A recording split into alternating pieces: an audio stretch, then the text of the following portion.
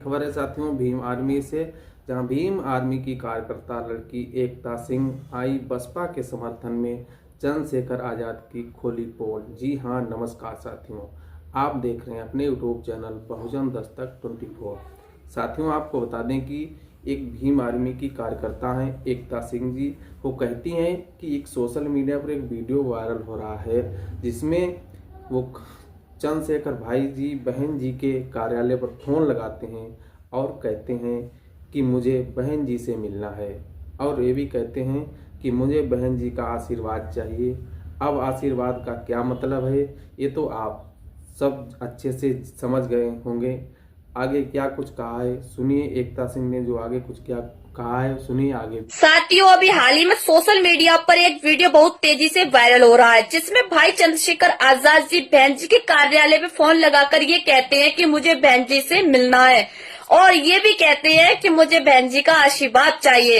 अब आशीर्वाद का क्या मतलब है ये तो आप सभी लोग अच्छे से समझ रहे होंगे।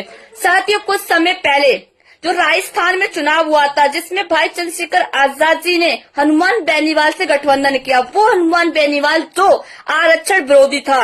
साथियों, भाई चंद्रशेखर आजाद जी ने कुछ सीटों पर चुनाव लड़ा, चाहते तो वो अदर सीटों पर बहन जी का भी समर्थन दे सकते थे, पर उन्होंने ऐसा नहीं किया। अब बात करूंगी हरियाणा की, जहां भाई चंद्रशेखर आजाद जी ने दुष्यंत चौटाला जी के साथ गठबंधन किया। वो दुष्यंत चौटाला जी जो पिछले चुनाव में बीजेपी सरकार का सहयोगी था। साथियों, जहां चंद्रशेखर भाई ने जो चुनाव लड़े थे कुछ सीटों पर, वो चाहते तो अदर सीटों पर भी बहन जी का समर्थन दे सकते थे, पर उन्होंने ऐसा नहीं किया।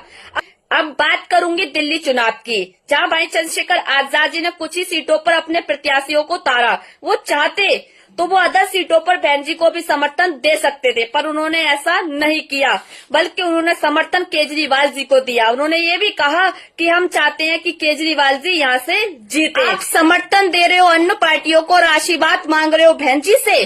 मैं कहती हूँ अगर बहन जी की जगह कोई और भी होगा तो वो भी आपको आशीर्वाद नहीं देगा। अब मैं बात करूंगी आपकी और आपकी पार्टी की विचारधारा की। आपकी पार्टी में मैंने अपनी पूरी ईमानदारी निष्ठा के साथ काम किया, पूरे तन मन के साथ काम किया। धन तो मेरे पास था नहीं जो मैं आपकी पार्टी को दे सकती, पर अपनी पूरी ईमानदारी के साथ काम किया। इस बात को बच्चा बच्चा गवाह है। हर कोई ये कह सकता है कि एकता सिंह ने भीम आर्मी और चंद्रशेखर भाई के लिए पूरी ईमानदारी के साथ काम किया। मैं आपकी पार्टी के लिए राजस्थान, हरियाणा, दिल्ली, यहाँ तक कि नगीना भी मैं आपके प्रचार करने के लिए गई।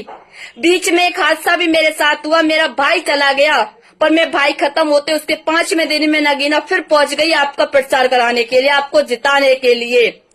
पर मुझे मिला क्या?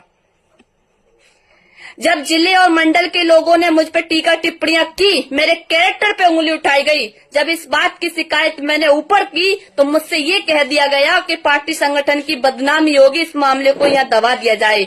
तो मैंने भी ये सोच लिया था कि हमारी पार्टी के कुछ लोग गंदे हो सकते हैं, पर हमारी पूरी पार्टी गंदी नहीं है। इस बात को सोचते हुए मैं चुप हो गई, पर फिर भी मेरे ऊपर टीका टिप्पणियां बंद नहीं हुई, जिसलिए मैंने राष्ट्रीय लेवल, प्रदेश लेवल, जिले, मंडल सबसे मैंने यही कहा कि मुझे जिम्मेदारी दी जाए, जिससे कि मेरे ऊपर जो टीका टिप्पणियां हो रही हैं वो नहीं होंगी। पर मुझे आज 1.5 साल हो चुका है। 1.5 साल से बस मैं एक ही बात बोल रही हूँ अपने राष्ट्रीय लेवल के नेताओं से कि मुझे जिम्मेदारी दी जाए, पर अभी तक मुझे जिम्मेदारी नहीं दी गई। मैं पूछना चाहती हूँ कि एक लड़की जो आपके लिए पूरी ईमानदारी से काम कर रही है, उसको जिम्मेदारी देने में ऐसी क्या आपत्ति आ गई आपको?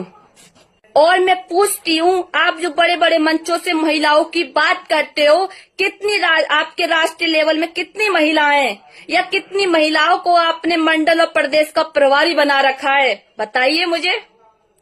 पर अब मैं कहती हूँ कि अब मुझे किसी पार्टी संगठन की जरूरत नहीं है। मैं बाबा साहब की वो शेरनी हूँ, मैं अपने आप में वो दम रखती हूँ कि जो मैं अपने महापुरुषों की विचारधारा अपने लोगों तक मैं अपने बलबूते पर पहुँचा सकती हूँ। अब मैं जमीन स्तर से अपने और अपने भाइयों का साथ लेकर जन जन तक विचारधाराओं को बाबा साहब की पहुँचाने का काम करूंगी। मुझे किसी पार्टी संगठन की जरूरत नहीं है, और मैं अपने सभी भाइयों से ये भी कहूंगी कि आप समर्थक बनिए, अंधभक्त मत बनिए। और हाँ, मुझे ये भी पता है कि अब कुछ भाई बंद मुझे गलत बोलेंगे, मुझ पर टीका टिप्पणियां करेंगे, तो मैं कहती हूँ वक्त सभी का आता है, आज वक्त मेरा आया है तो आने वाला समय भी आपका हो सकता है। इसलिए समझदार बनिए, अंधभक्त किसी के मत बनिए। जय